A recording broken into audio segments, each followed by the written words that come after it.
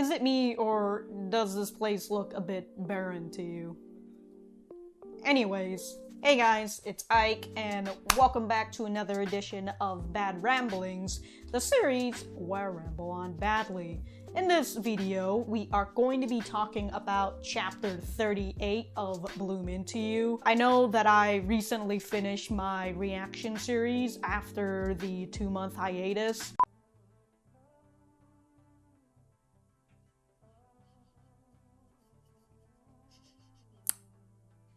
That was a solid ending to the anime. I feel like I should feel a little bit sick of Bloom Into You, but since the latest chapter came out and I was too busy gushing over it, you know what? Might as well make my third video in a row about Bloom Into You, because unfortunately I'm gonna have to start going back onto another topic of a certain manga that starts with a C and ends with Itris. So before I have to force myself to get back into that certain Yuri manga, let me talk about the latest chapter of Bloom Into You. Also, major disclaimer, if you have not been following the Bloom Into You manga, or you're just an anime fan of the show, this is going to be some major spoilers. And it really does feel like the manga is slowly coming to an end, which is very nice. We're about to have a complete story. Anyways, if you guys have been enjoying these bad ramblings, please remember to leave a like and a comment down below. They help me out tremendously, and I love talking to you guys, except for those people who keep asking me where to watch anime when you can just Google it yourself. How dare you? I am not Google. I am Ike. Hello? Alright, so before I actually talk about chapter 38, let me have a little recap on chapter 36 and 37, although 35 should be included, it's the same volume. It was chapter 34, if I remember. That was when Yu confessed her feelings to Touko, and in chapter 35 is when Touko is like, oh shit, she's been in love with me for how long? Like, how long have I been torturing her with all these shit and telling her to not fall in love with me? So how long have I been doing that to her? I feel like an asshole.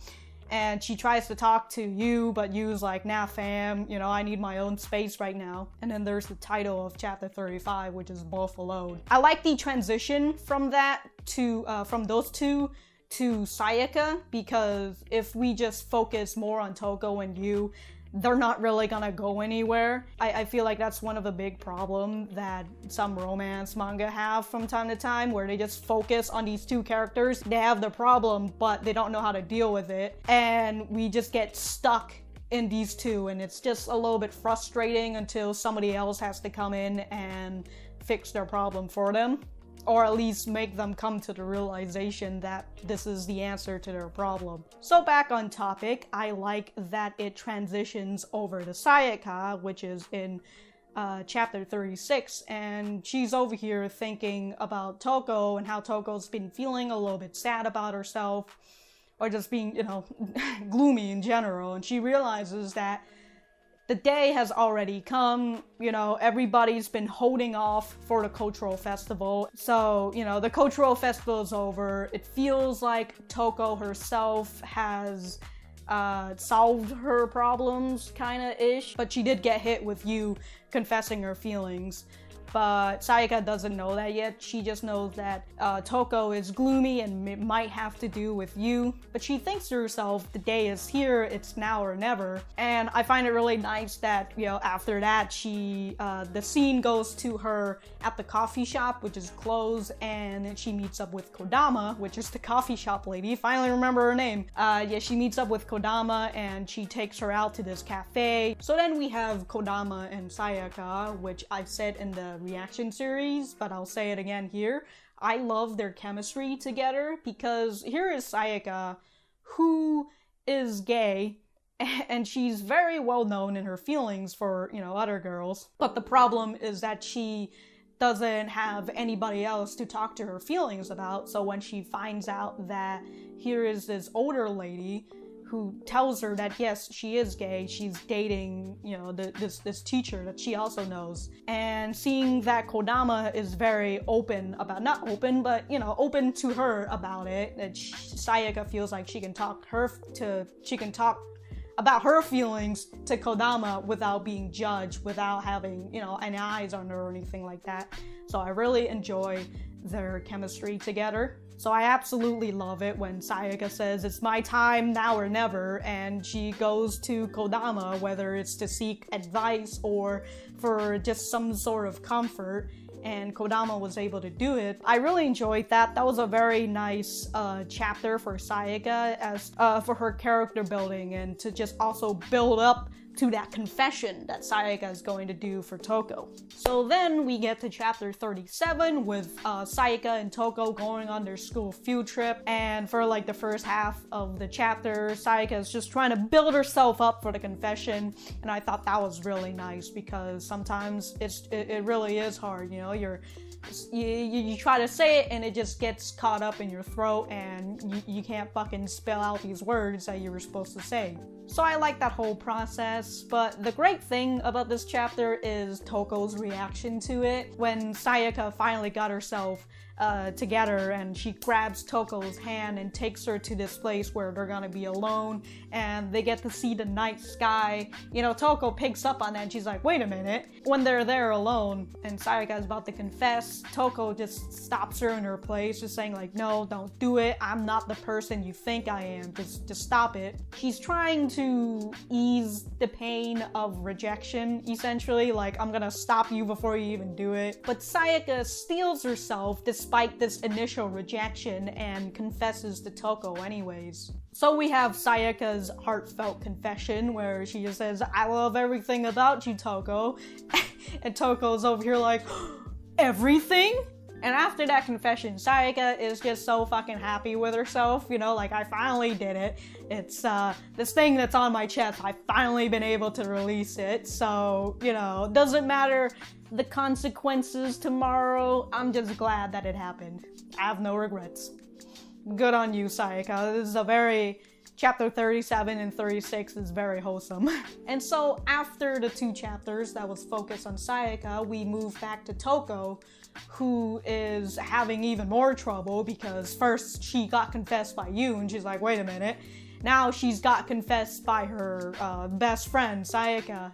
And so she's, you know, I am confusion. We continue to get more insight and the insecurities that Touko has, where she says everybody's changing. You is changing, Sayaka is changing, and she's just saying like, how can you stay in love with someone if they've changed? And so as the chapter continues, Sayaka and Touko finds themselves on a boat together and they're forced to converse even though they don't really have to, but you know, might as well address that rainbow elephant in the room. And in this conversation, maybe for the first time, Touko is able to ask the person who confessed to her why they're in love with her, how they fall in love with her in the first place, and all that fucking questions. And then we have Sayaka, who is so confident at this point that she's just spouting poetry. But, you know, they're fucking good lines, and it really helps Touko in realizing her feelings for you. Touko's asking Sayaka all these questions that I feel like every other romance character with trust issues would ask, like, if I change, would you still love me? If my grades drop, would you still love me? If I got a ridiculous burn on my face and, you know, I'm ugly now, would you still love me? Sayaka's over here like, yeah, I would still fucking love you, dumbass. And so here's a long quote from Sayaka. Loving someone doesn't mean you're not okay with them changing, but it also doesn't mean you have to be okay with however they may change. How should I put it? It's the confidence that the person will stay true to what made you fall in love with them in the first place. Love is an expression of trust, I think. So with Sayaka's comforting words, her words of reassurance, Touko feels a little bit better about the idea of romance. Maybe it isn't how she initially thought it would be. But then she is reminded of you because she saw two ducks being lovey-dovey with each other, and she realizes that she has to give an answer to Sayaka because she technically haven't, accepted or rejected her answers yet. Sayaka kind of just walked off because they got distracted by their friends. Anyways, Touko tells Sayaka, I have to reject your confession because I'm in love with someone, and Sayaka's over here like, it's you, isn't it? And she's like, yeah, it's you. And I really enjoy that because Sayaka, in the back of her head, she knew that Touko was in love with you, especially with the way, how she interacts with you and everything. So she had that idea in the back of her head. So when she hears I'm in love with someone else, she's like, oh, it's with you, isn't it? And even though she got rejected, she's still like, the way that they interacted with each other, they're still gonna be friends despite this whole confession thing. And I very much enjoy that. And towards the end of this chapter, we get Touko on her phone. Looks like she's texting to you. Like she is also ready to make her confession. God, we have like we're I remember when this manga first started, I was like, we're kind of in a stalemate because of the whole cultural festival thing, because everybody is at a stalemate until Touko figures out her own shit. And I was like, I hope things start moving after that. I'm totally fine with nothing happening within all these volumes as long as it starts moving after the cultural festival, because you gave us such a good reason for the stalemate. And then after the cultural festival finally ended, we get we're getting like 3 confessions, and look, all I'm saying is that it's a little bit much for me, alright? I very much enjoy all of these fucking character progression. It is very good. Bloom Into You is one of my favorite fucking Yuri mangas right now, just because of how different it takes in all these characters, and like the whole the whole fucking gay thing with Sayaka and having somebody she can talk to. I very much enjoy that. It's a very positive thing.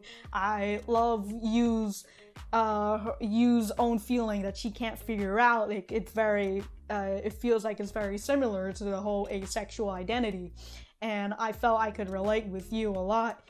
And I usually don't relate to characters on like that on that level, but I really love you. And then there's Touko, which whatever. I don't hate her, but she's there, so I'm like, I do like Touko, but not on the same level as I like Sayaka and you.